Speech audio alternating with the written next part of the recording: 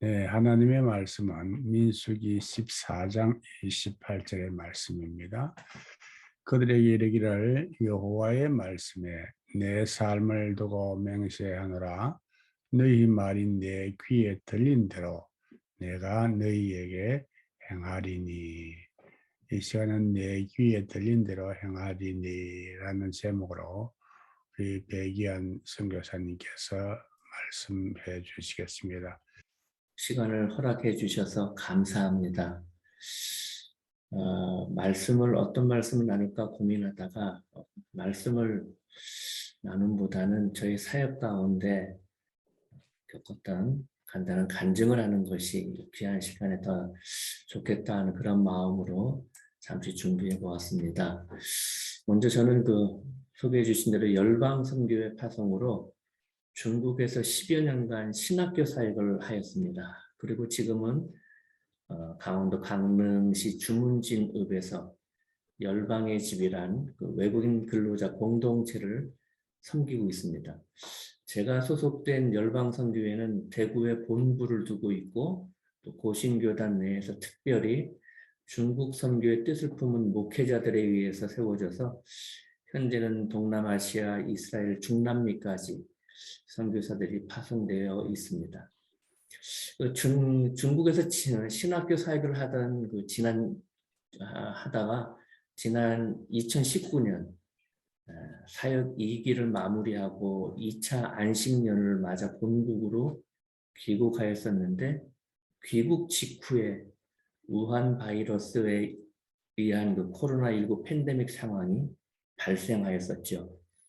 코로나19 팬데믹으로 인하여서 국내 방역 상황이 매우 엄중한 상황 중에 선교지가 아닌 국내에서 머물게 된 게 어찌 보면 다행이다라고 주변에서 그렇게 위로하고 또 격려하는 분들도 있었죠.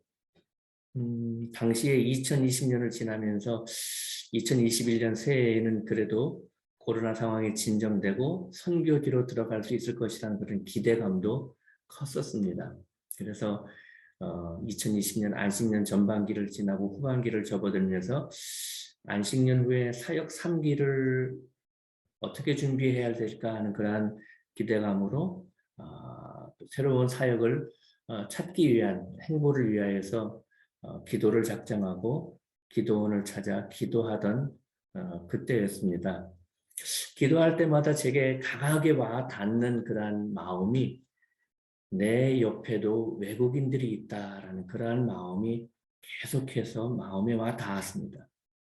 내 옆에도 외국인이 있다. 이 말씀을 여러 번 생각하고 묵상하던 끝에 국내에 들어와 있는 이주민들을 말씀하시는구나 라고 깨닫게 되어졌고 그때부터 국내 이주민 사역을 위한 사역지를 찾기 시작했습니다.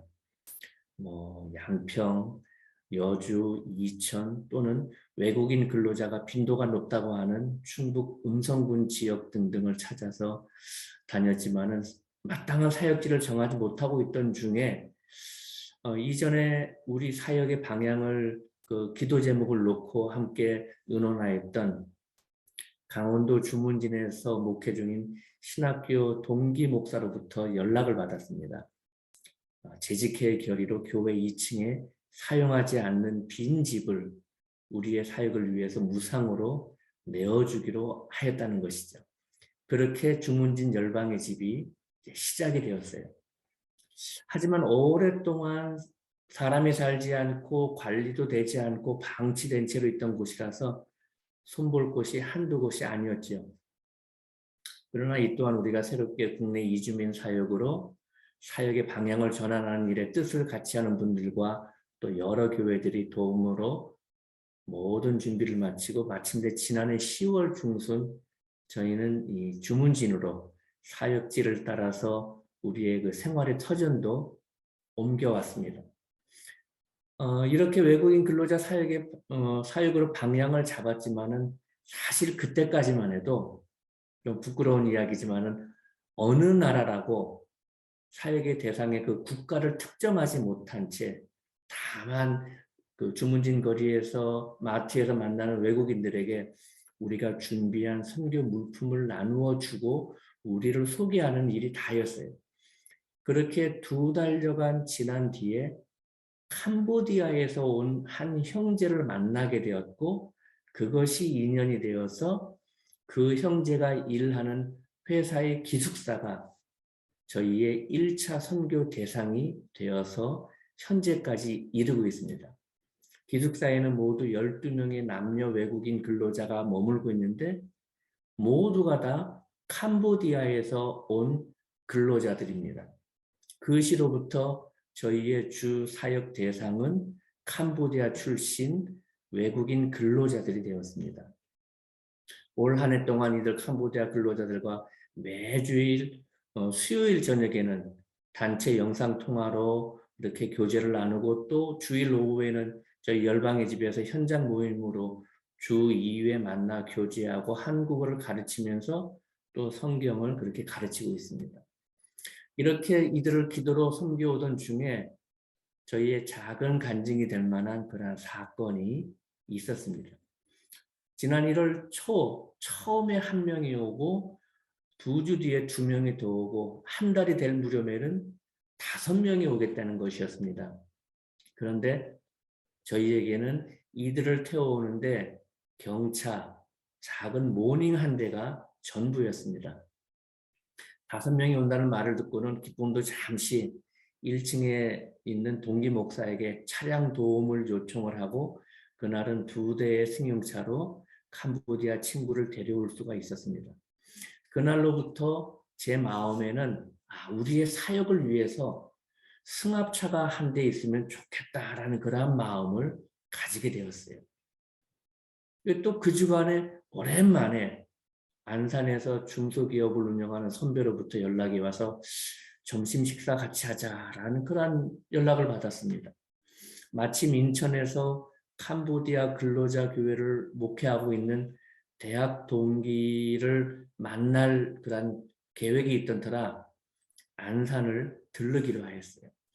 선배와 점심을 하는 중에 주문진으로 이사를 하였다고 들었는데 혹시 집에 뭐 필요한 것이 있으면 얘기해 보라는 것이었어요. 저는 잠시 망설이다가 좀 큰 것을 말해도 되겠느냐고 물어보았습니다. 선배가 크면 얼마나 크겠느냐고 말해보라는 것이었어요. 그래서 저는 용기를 내어서 그 선배에게 질렀습니다. 우리 집에는 급한 것, 필요한 것은 별로 없고 열방의 집 사역에 중고 승합차가 한 대 필요합니다. 제 입에서 그 말이 나가는 순간 선배와 제 이 식탁에는 몇 초간 정적이 흘렀습니다. 아마도 선배는 이사한 그 후배 집에 적당한 가전제품 작은 거 하나 사줄까 하는 그런 생각이었던 것 같아요. 반대로 저는 쓸만한 정도까지는 아니라도 주문진 읍내에서 굴러다닐 만한 승합차 정도면 되겠다라고 그렇게 생각을 했었죠. 그렇다 할지라도 서로의 생각의 차이가 금액적으로 아마 한 10배 이상 났었을 것입니다. 그렇게 몇 초간의 정적 뒤에 저를 빤히 보던 선배가 지금은 회사에 재정적으로 얽힌 문제가 있는데 이 문제가 해결되면은 내가 11조 할게. 그러면서 덧붙이는 말이 주위 사람들은 회사의 이 문제 해결이 매우 어려울 것으로 생각하는데 문제가 잘 해결될 수 있도록 기도해달라고 함께 기도 부탁을 했습니다. 그 말을 곰곰이 곱씹어 보니까 여러분 이 회사에 재정적으로 얽힌 큰 문제가 있는데 주위 사람들은 이 문제 해결이 어렵다고 한다. 그런데 문제가 해결되면 11조로 차량 언급이 되는 것인데 사실 이 듣기에 따라서는 어찌 보면 정중한 완곡한 거절일 수도 그렇게 들릴 수도 있는 그러한 사안이었어요. 그날 그렇게 점심을 마치고 저는 주문진으로 와서 연희 때처럼 이제 주 2회 캄보디아 근로자들에게 한국어를 가르치고 또 성경 이야기를 나누면서 하나님과 예수님의 그 복음을 전하는 그런 평상의 일상을 매일같이 지내오고 있었습니다. 또 지난 봄에는 저희 열방의 집에 MK 대안학교에서 강릉 지역으로 역사 탐방을 오면서 열방의 집에서 이틀간 머물고 가고, 또 초여름에는 인천 올 프렌즈 캄보디아 근로자들이 주문진을 방문하여서 함께 친교의 시간을 가지고 연합 예배를 드리고, 7월 말에는 또 서울의 교회 청소년부가 저희 열방의 집과 1층 창대교회에서 수련회를 가지고 그러한 일들을 하였습니다. 이렇게 열방의 집이 저희 그 기도 중에 하나님께서 주신 감동대로 쓰임을 받고 있었습니다. 그러던 어느 여름날 그 토요일 이른 아침에 생각지도 않았는데 그 안산의 선배로부터 전화가 왔습니다. 다짜고짜, 야, 너 내가 왜 전화했는지 아냐? 이렇게 묻는 것이. 순간 저는 글쎄요, 왜 하셨을까요? 선배가 하는 말이, 너 우리 회사 재정적인 문제로 기도해달라고 했는데 기도하기나 했냐? 그러시더라고요. 아니요, 나야 늘 선배와 또 선배 회사를 위해서 기도하지요. 그러자 그 선배가, 그럼 계좌번호 불러봐. 내가 문제가 해결이 되면 11조 한다고 했는데 11조 보낼게. 그러더라고요.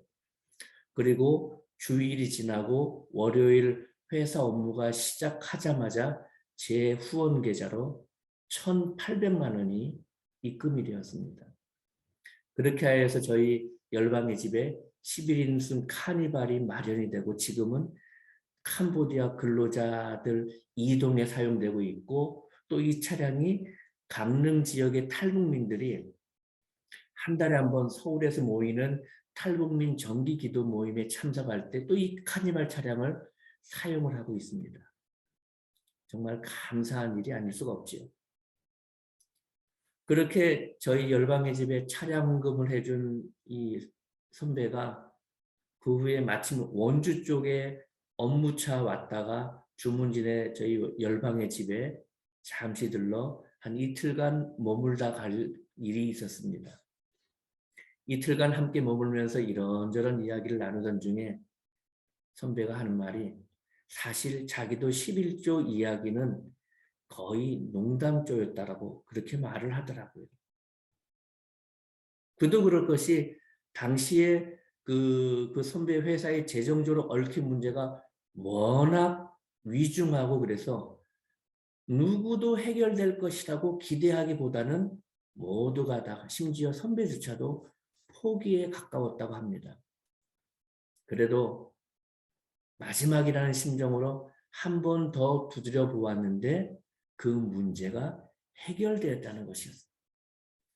그리고 열방의 집에 11조 하겠다는 그 말이 생각났다고 하면서, 사실 이 선배 말이 제가 사역하는 이 모습을 먼 발치에서 보면서 아쉬움과 또 때로는 못마땅함과 이런 마음들이 있었는데, 하나님이 보시는 것은 다른가 보다라고 그렇게 말씀을 하시더라고요. 그도 그럴 것이, 이 선배 같은 경우에는 자본금 500만 원으로 10년 만에 매출이 20억이 넘는 그러한 중소기업을 이룬 자수성가한 사업가가 보기에는 뭐 저의 작은 사역의 모습이 그렇게 비춰졌을 수도 있다라고 생각을 합니다. 아무튼 이렇게 열방의 집에 차량을 허락해 주시는 일을 통하여서 제 마음에 금년 한 해에 와닿는 말씀이 바로 처음에 읽었던 민수기 14장 28절 이 말씀이었어요. 그들에게 이르기를, 여호와의 말씀이 내 삶을 두고 맹세하노라. 너희 말이 내 귀에 들린 대로 내가 너희에게 행하리니. 저는 사역을 위한 그러한 사역의 욕심으로 선배에게 좀 무리하게 질렀어요. 그리고 사실 또 선배는 완곡한 거절의 의미를 담아서 말했을 뿐인데, 그날 그 자리에서 저희 두 사람의 이야기를 하나님이 들으셨다는 그러한 마음이었죠. 그리고 하나님의 귀에는 들리신 대로 하나님께서는 저희 두 사람의 그 간절하고 큰 태산 같은 문제를 해결해 주셨다는 것이었습니다.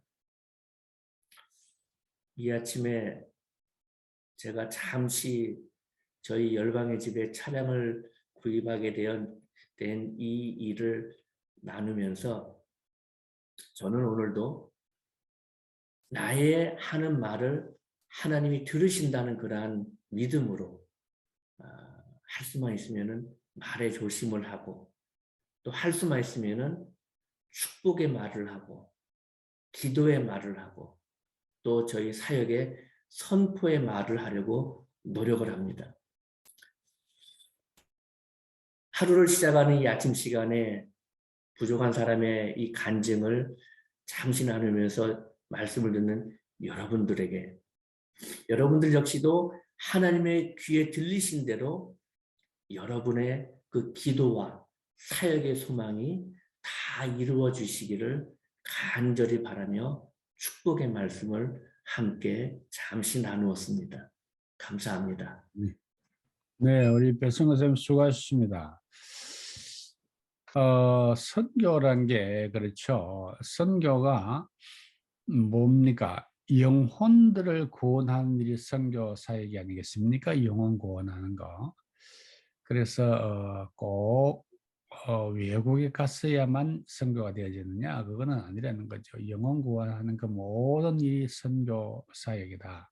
그래서 선교를 잘 감당하려고 하면은 영혼을 사랑하는 마음이 있으면은 하나님께서 길을 열어주십니다. 그 중국 사역 얼마나 하셨죠, 우리 배성교사님? 네, 12년 하였습니다. 12년 하셨죠. 네. 그러니 중국에 대한 얼마나 중국 영혼에 대한 애틋한 마음이 있겠습니까? 한국에 주방대에 오셨어도 늘 중국 땅만 바라보고 기도하셨겠지요. 늘 중국 땅만 바라보고 기도하고. 그런데 하나님의 인도하심은 그 중국만의 문제가 아니고 영혼의 문제를 이야기하고 계시는 거죠. 영혼의 문제. 영혼의 문제를 터치하고 계신다.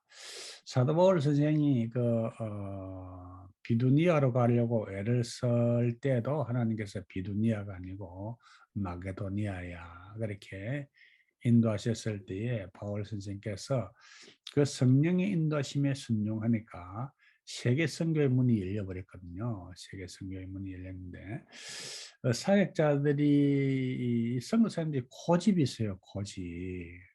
선교사들이 고집이 있고 또 선교하는 교회들이 고집이 있는데 고집대로 사역할 것이 아니라 성령의 인도하심을 따라서 사역하는 것이 중요하다. 그럴 때에 하나님께서 역사하신다. 고집대로 하면은 고생한다. 고집하면 고생한다. 이렇게 생각하면은 틀림없습니다.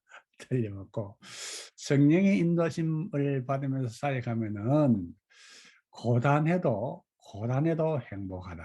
고단해도 행복하고 한 영혼 가슴에 품고도 행복하다 이렇게 생각할 수 있겠죠.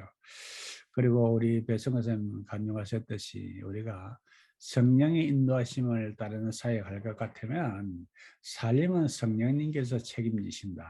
이거는 우리 이 선교사의 삶 속에서 절절히 체험하는 내용 아니겠습니까? 그래서 성령의 인도하심을 따르는 삶이 중요하다. 그래서 그런 것을 생각하면은 우리 선교사님들 한국에 또 이렇게 비자발적으로 철수해서 계시는 분들도 그 영혼 한 사람 한 사람에 대한 그런 애틋한 사랑을 가지고 접근을 할 것 같으면 하나님께서 큰 역사를 그 영혼을 사랑하는 종을 통해서 큰 역사를 이룰 줄로 믿습니다. 크게 귀하게 쓰임을 받기를 원합니다. 중국 영혼이 아니고 갑자기 웬 캄보디아 영혼이냐고. 예. 선교지에서 보면은 그런 고집을 피운 사람들 많습니다.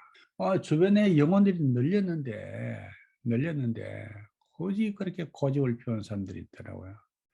내 옆에 있는 영혼을 사랑하면은 지경을 또 하나님께서 때가 되면은 필요한 지경을 넓혀 주시죠. 넓혀 주시죠.